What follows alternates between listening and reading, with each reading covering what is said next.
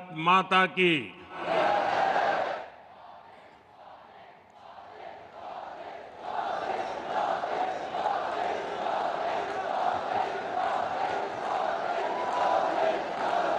गुजरात के राज्यपाल आचार्य देवव्रत जी, राज्य के लोकप्रिय मुख्यमंत्री भूपेंद्र भाई पटेल, केंद्रीय मंत्रिमंडल के मेरे सहयोगी CR पाटिल, देश के अलग अलग भागों से इस कार्यक्रम में जुड़े हुए सभी राज्यपाल महोदय, उप मुख्यमंत्रीगण, सांसदगण, विधायकगण, अन्य जनप्रतिनिधि और विशाल संख्या में यहां आए हुए मेरे प्यारे भाइयों और बहनों, केम छो बधा? एकदम मजाમાં? વાહ! તમારા બધાની ક્ષમા માંગીને મારે આજે ભાષણ હિન્દીમાં કરવું છે, કારણ કે બીજા રાજ્યના પણ બધા સાથીઓ આ કાર્યક્રમમાં મોટી સંખ્યામાં જોડાયેલા છે અને આપણે ગુજરાતમાં તો હિન્દી ચાલે કા? ચાલે ને?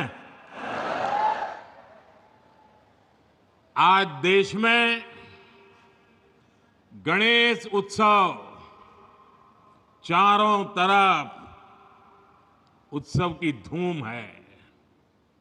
घरों में भी गणपति विराजित है। आज मिलाद उन नबी भी है। देश के अलग अलग हिस्सों में कई त्योहार और पर्व मनाए जा रहे हैं। उत्सव के इस समय में भारत के विकास का उत्सव भी निरंतर जारी है। अभी यहां से करीब 8,500 करोड़ रुपए के प्रोजेक्ट का शिलान्यास और लोकार्पण हुआ है। इनमें रेल, रोड, मेट्रो ऐसे अनेक प्रोजेक्ट शामिल हैं।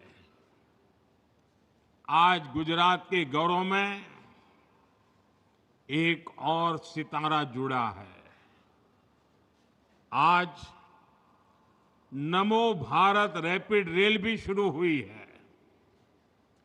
ये भारत की अर्बन कनेक्टिविटी के लिए एक और मील का पत्थर सिद्ध होने वाली है। आज गुजरात के हजारों परिवार अपने नए घर में प्रवेश भी कर रहे हैं। आज हजारों परिवारों को उनके पक्के घर की पहली किस्त भी जारी हुई है। मेरी कामना है नवरात्रि, दशहरा, दुर्गा पूजा, धनतेरस, दिवाली, अब ये सारे त्योहार इतने ही उमंग के साथ आप नए घर में मनाएंगे। आप सभी का गृह प्रवेश शुभ हो, आपके सपनों को नई उड़ान देने वाला हो।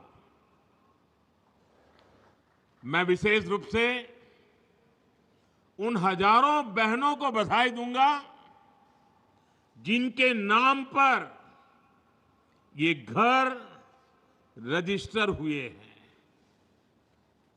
विकास के इन सभी प्रोजेक्ट्स के लिए मैं गुजरात वासियों को, देशवासियों को बहुत बहुत बधाई देता हूं। साथियों, उत्सव के इस माहौल में एक पीड़ा भी है। इस वर्ष गुजरात के अनेक इलाकों में एक साथ अतिवृष्टि हुई है। पहली बार इतिहास में इतने व्यापक स्तर से इतने कम समय में इतनी तेज बारिश हमने देखी है।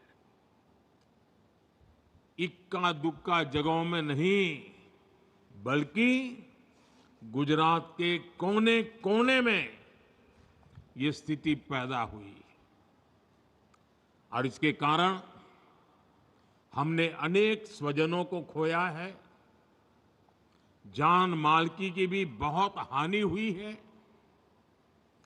केंद्र और राज्य सरकार प्रभावितों को हर संभव राहत देने के लिए काम कर रही है। जिन साथियों का उपचार चल रहा है, मैं उनके जल्द स्वस्थ होने की कामना करता हूं। साथियों, तीसरी बार प्रधानमंत्री के रूप में शपथ लेने के बाद मैं पहली बार आज गुजरात आया हूं। आप सभी के बीच आया हूं। गुजरात मेरी जन्मभूमि है। गुजरात ने मुझे जीवन की हर सीख दी है। आप लोगों ने हमेशा मुझ पर अपना प्यार लुटाया है। और बेटा जब अपने घर आता है, घर आकर जब अपनों से आशीर्वाद लेता है, तो उसे नई ऊर्जा मिलती है। उसका उत्साह, उसका जोश और बढ़ जाता है। और इतनी बड़ी तादाद में आप आशीर्वाद देने आए, ये मेरा बहुत बड़ा सौभाग्य है। साथियों, मुझे गुजरात के आप सभी लोगों की अपेक्षा का भी एहसास है। बार बार मुझे अलग अलग कॉर्नर से मैसेज भी आया करते थे।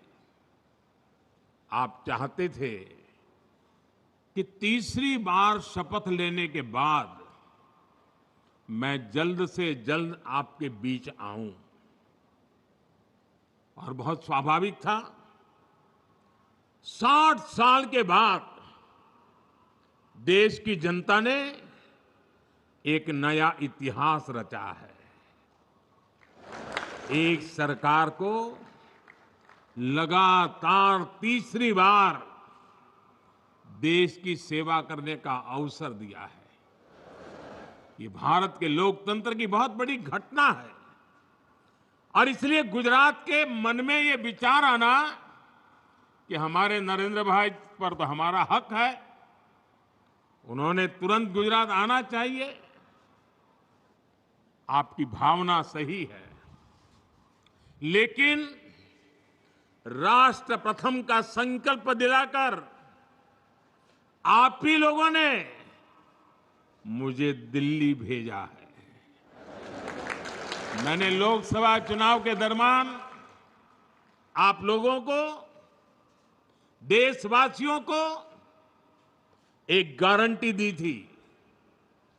मैंने कहा था कि तीसरे टर्म के पहले 100 दिन देश के लिए अभूतपूर्व फैसले लिए जाएंगे। बीते 100 दिनों में मैंने दिन नहीं देखा, रात नहीं देखा, 100 दिन के एजेंडे को पूरा करने के लिए पूरी ताकत झोंक दी। देश हो या विदेश, जहां भी जो भी प्रयास करने थे वो किए, कोई कोर कसर बाकी नहीं छोड़ी। और आपने देखा होगा पिछले 100 दिन में न जाने कैसी कैसी बातें होने लगी। इस दौरान मेरा मजाक उड़ाने लगे।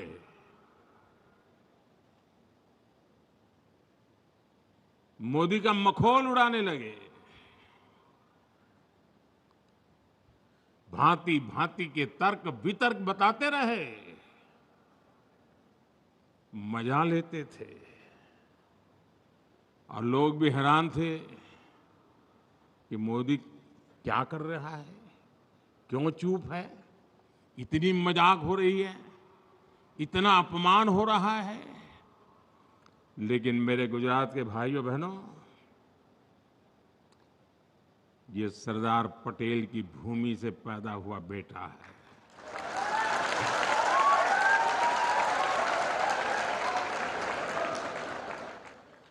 हर मजाक, हर मखौल, हर अपमान को सहते हुए एक प्रण लेकर के 100 दिन मैंने आपके कल्याण के लिए, देश हित के लिए नीति बनाने और निर्णय लेने में जुटा लिए। और तय किया था जिनको जितना मखौल उड़ाना है उड़ा दो, उनको भी तो मौज आएगी यार, ले लो ले लो। और मैंने तय किया था मैं एक भी जवाब नहीं दूंगा। जिस रास्ते पर मुझे देश के कल्याण के मार्ग पर चलना है, कितने ही प्रकार के हंसी मजाक ठिठोरापन होता रहे, मैं अपनी इस राह से भटकूंगा नहीं। और आज मुझे खुशी है कि उन सब अपमानों को पछाते हुए 100 दिन के इन निर्णयों में देश के हर नागरिक, हर परिवार, हर वर्ग के कल्याण की गारंटी पक्की हो गई है। इन 100 दिनों में 15 लाख करोड़ रुपए से ज्यादा योजनाओं पर काम शुरू हुआ है। चुनाव के दौरान मैंने 3 करोड़ नए घर बनाने की गारंटी देश को दी थी। इस गारंटी पर तेजी से काम हो रहा है। आज यहां इस कार्यक्रम में भी गुजरात के हजारों परिवारों को पक्का घर मिला है। कल मैं झारखंड में था, वहां भी हजारों परिवारों को घर दिए गए हैं। गांव हो या शहर, हम सभी को बेहतर जिंदगी जीने के लिए व्यवस्थाएं जुटाने में लगे हैं। शहरी मिडिल क्लास के घरों के लिए आर्थिक मदद देना हो, श्रमिकों को सही किराए पर अच्छा घर देने का अभियान हो, फैक्ट्रियों में काम करने वालों के लिए विशेष आवास योजना बनानी हो, वर्किंग वीमेन के लिए देश में नए हॉस्टल बनाने हो, सरकार इन पर हजारों करोड़ रुपए खर्च कर रही है। साथियों, कुछ दिन पहले ही गरीब और मिडिल क्लास के स्वास्थ्य से जुड़ा बहुत बड़ा फैसला लिया गया है।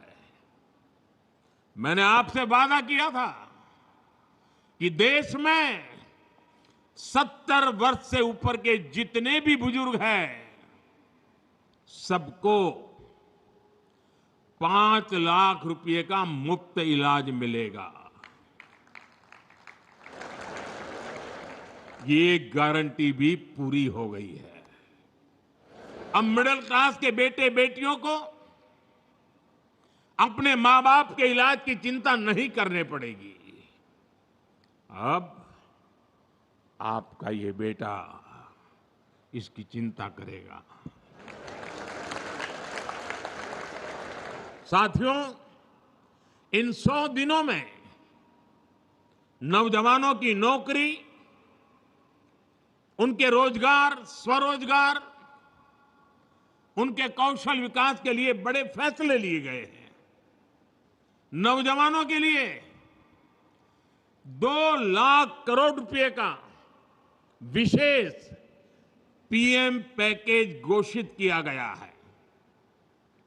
इसका फायदा 4 करोड़ से अधिक नौजवानों को होगा। अब कंपनियों में पहली नौकरी की पहली सैलरी भी अगर कंपनी नए नौजवान को पहली बार रोजगार देती है तो वो पैसे सरकार देने वाली है।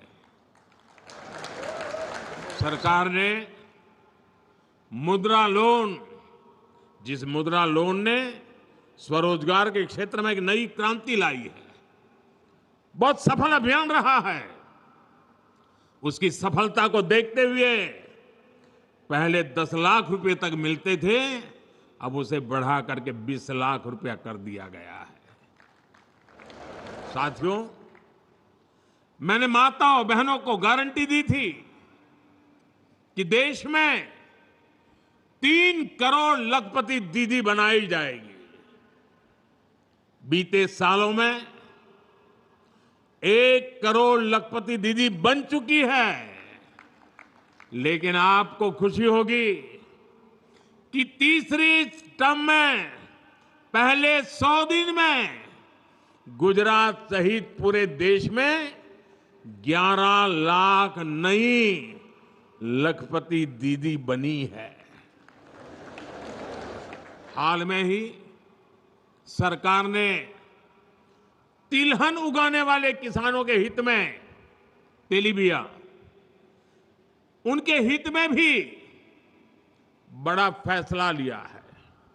ये फैसला इसलिए लिया गया है ताकि देश के किसान, हमारे तिलहन किसानों को बढ़े हुए एमएसपी से भी ज्यादा कीमत मिले, तिलहन किसानों को फायदा हो।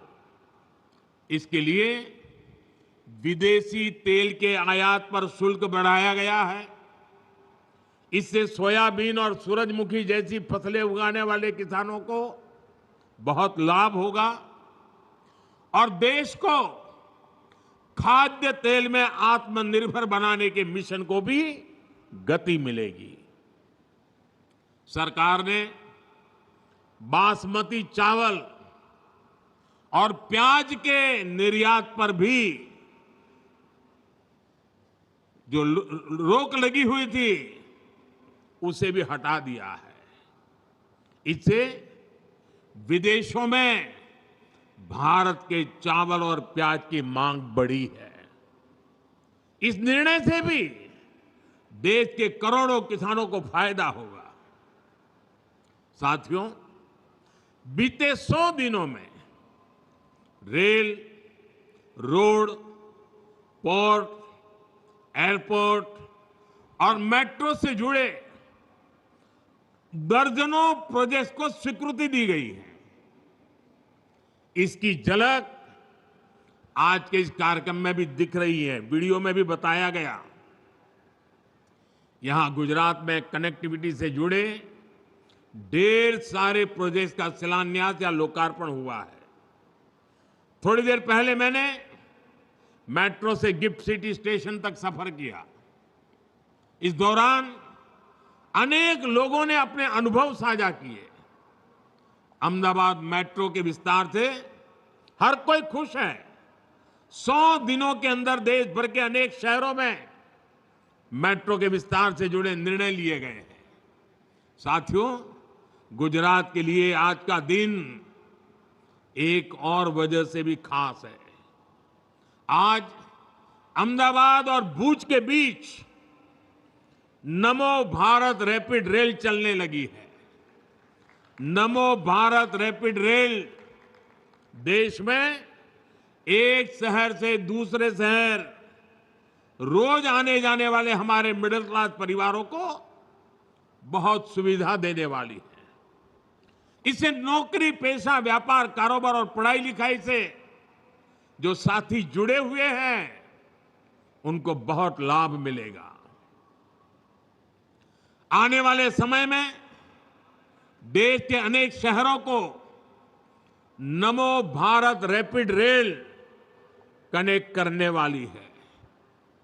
साथियों, वंदे भारत ट्रेनों के नेटवर्क को इन 100 दिनों में जिस तेजी से बढ़ाया गया है वो तो अभूतपूर्व है। इस दौरान देश में 15 से अधिक नए रूट्स पर नई वंदे भारत ट्रेनें शुरू हो चुकी हैं। इसका मतलब ये हुआ कि पिछले 15 सप्ताह में हर सप्ताह एक हिसाब से 15 सप्ताह में 15 नई मेट्रो ट्रेन। कल झारखंड से भी मैंने अनेक वंदे भारत ट्रेनों को हरी झंडी दिखाई।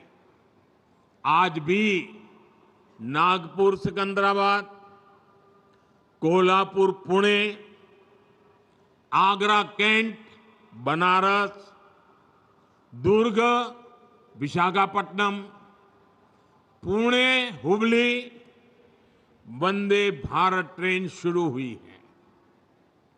वाराणसी और नई दिल्ली के बीच चलने वाली वंदे भारत तो अब 20 कोच की हो गई है। आज देश में 125 से ज्यादा वंदे भारत ट्रेनें हर रोज हजारों लोगों को बेहतर सफर का आनंद दे रही है। साथियों, गुजरात के हम लोग समय का मूल्य समझते हैं। भारत के लिए ये समय भारत का गोल्डन पीरियड है, भारत का अमृत काल है। अगले 25 साल में हम अपने देश को विकसित बनाना है और इसमें गुजरात की बहुत बड़ी भूमिका है। गुजरात आज मैन्युफैक्चरिंग का बहुत बड़ा हब बन रहा है। आज गुजरात भारत के सबसे वेल कनेक्टेड राज्यों में से एक है। वो दिन दूर नहीं जब गुजरात भारत को पहला made in India transport aircraft C-295 देगा। सेमीकंडक्टर मिशन में आज गुजरात जिस तरह लीड ले रहा है वो अभूतपूर्व है। आज गुजरात में एक से बढ़कर एक यूनिवर्सिटीज है। पेट्रोलियम हो, फॉरेंसिक हो, वेलनेस हो, हर आधुनिक विषय की पढ़ाई के लिए गुजरात में बेहतरीन मौके हैं। विदेशी यूनिवर्सिटीज भी यहां गुजरात में आकर अपने कैंपस खोल रही है। कल्चर से लेकर एग्रीकल्चर तक गुजरात की पूरी दुनिया में धूम मची हुई है। हम जिन फसलों के बारे में सोच भी नहीं सकते थे, वो फसलें और अनाज भी अब गुजरात विदेशों में एक्सपोर्ट कर रहा है। और ये सब किसने किया है? गुजरात में ये परिवर्तन कौन लाया है? साथियों, ये गुजरात के आप सभी परिश्रमी लोगों ने किया है। पूरी की पूरी एक पीढ़ी गुजर गई जिसने गुजरात के विकास के लिए जी जान से यहां मेहनत की है। अब यहां से हमें गुजरात को एक नई ऊंचाई पर लेकर जाना है। आपको याद होगा, इस बार लाल किले से मैंने भारत में बनने वाले सामानों की क्वालिटी की बात की है। जब हम कहते हैं कि एक्सपोर्ट क्वालिटी का है, तो कहीं ना कहीं ये बात भी मान लेते हैं कि जो एक्सपोर्ट नहीं हो रहा उसकी क्वालिटी शायद उतनी बेहतर नहीं है, और इसलिए कहते हैं ये एक्सपोर्ट क्वालिटी का है। हमें इस मानसिकता से बाहर निकलना है। मैं चाहता हूं गुजरात अपने बेस्ट क्वालिटी के प्रोडक्ट के लिए भारत और पूरी दुनिया में अपनी शानदार पहचान बनाए। साथियों, आज भारत जिस तरह नए संकल्पों को साथ काम कर रहा है, विदेशों में भी भारत की आज वाहवाही हो रही है। हाल के दिनों में मुझे अनेक देशों में अनेक बड़े मंचों पर भारत का प्रतिनिधित्व करने का अवसर मिला। आपने भी देखा है कि दुनिया में भारत में का कितना मान सम्मान मिल रहा। दुनिया में हर कोई भारत का, भारतीयों का खुले मन से स्वागत करता है। हर कोई चाहता है कि भारत के साथ अच्छे रिश्ते तैयार बने। अगर कहीं कोई संकट है, कहीं कोई समस्या है, तो लोग समाधान के लिए भारत को याद करते हैं। जिस प्रकार भारत के लोगों ने लगातार तीसरी बार स्थिर सरकार बनाई, जिस प्रकार भारत तेज गति से विकास कर रहा है, उसे दुनिया की उम्मीदें और अधिक बढ़ गई है। और 140 करोड़ देशवासियों का यह अटूट भरोसा ही है जिसके चलते मैं भी सीना चौड़ा करके गर्व के साथ दुनिया को भरोसा देता हूं, मेरे देशवासियों की ताकत के कारण। भारत पर इस बढ़ते भरोसे का सीधा फायदा भारत के किसान, भारत के नौजवान को होता है। जब भारत पर भरोसा बढ़ता है तो हमारे स्किल नौजवानों की डिमांड बढ़ती है। जब भारत पर भरोसा बढ़ता है तो हमारा एक्सपोर्ट बढ़ता है और देश में ज्यादा निवेश आता है। जब भारत पर भरोसा बढ़ता है तो विदेशी निवेशक भारत में अपना पैसा लगाते हैं, फैक्ट्रियां लगाते हैं। भाइयों और बहनों, एक तरफ हर देशवासी पूरी दुनिया में भारत का ब्रांड एम्बेसडर बनना चाहता है, अपने देश को, उसके सामर्थ्य को आगे बढ़ाने में लगा है। वहीं देश में ही नेगेटिविटी से भरे कुछ लोग उल्टा काम कर रहे हैं। ये लोग देश की एकता पर प्रहार कर रहे हैं। सरदार पटेल ने हमें 500 से ज्यादा रियासतों को मिलाकर भारत का एकीकरण किया। सत्ता के भूखे ये लालची लोग भारत के ही टुकड़े टुकड़े कर देना चाहते हैं। आप लोगों ने सुना होगा, अब ये लोग मिलकर कह रहे हैं कि जम्मू कश्मीर में आर्टिकल 370 को वापस ले आएंगे। ये लोग जम्मू कश्मीर में दो विधान का नियम फिर लागू करना चाहते हैं। तुष्टीकरण के ये लोग किसी भी हद को पार कर रहे हैं। नफरत से भरे हुए लोग भारत को बदनाम करने का कोई मौका नहीं छोड़ते। ये लोग गुजरात को भी लगातार निशाने पर ले रहे हैं। इसलिए गुजरात को इनसे सतर्क भी रहना है और इन पर नजर भी रखनी है। साथियों, विकसित होने के रास्ते पर चल रहा भारत ऐसी ताकतों से डटकर मुकाबला करेगा। भारत के पास अब गंवाने के लिए समय नहीं है।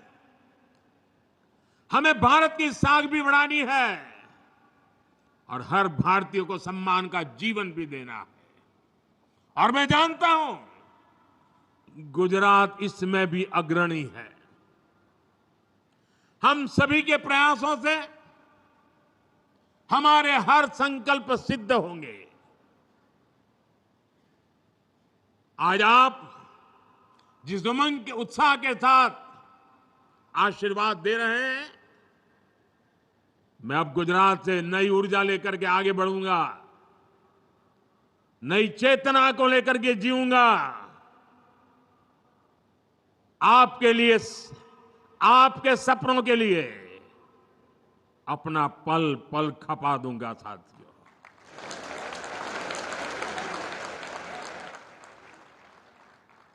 आपका कल्याण, आपके जीवन की सफलता, आपके सपनों को साकार करना, जीवन में इसके सिवाय कोई इच्छा नहीं है, कोई आकांक्षा नहीं। सिर्फ और सिर्फ आप ही, मेरे देशवासी ही मेरे आराध्य हैं। मैंने मेरे इस आराध्य देव की पूजा में अपने आप को आहुत देने करने का निर्णय कर लिया है, अपने आप को खपाने का निर्णय कर लिया है। और इसलिए साथियों, जीऊंगा तो आपके लिए,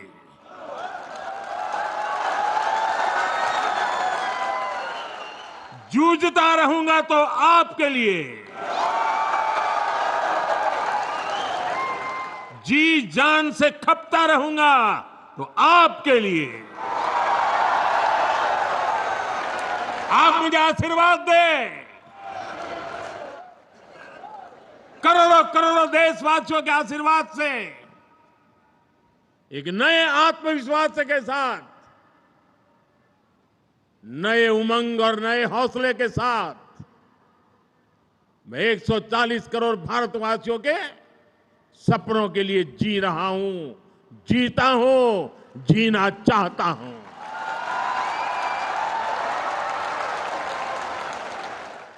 इतनी बड़ी तादाद में आपने आशीर्वाद देने के लिए आए। मैं कल शाम से गुजरात आया हूं, लंबे समय के बाद आया, लेकिन आपका प्यार बढ़ता ही चला जा रहा है, बढ़ता ही चला जा रहा है, और मेरा हौसला भी बुलंद होता चला जा रहा है। एक बार फिर आप सभी को नई सुविधाओं के लिए, नई योजनाओं के लिए, नए अवसरों के लिए बहुत बहुत बधाई देता हूं। मेरे साथ बोलिए भारत माता की। दोनों हाथ ऊपर करके पूरी ताकत से बोलिए भारत माता की, भारत माता की, भारत माता की। बहुत बहुत धन्यवाद।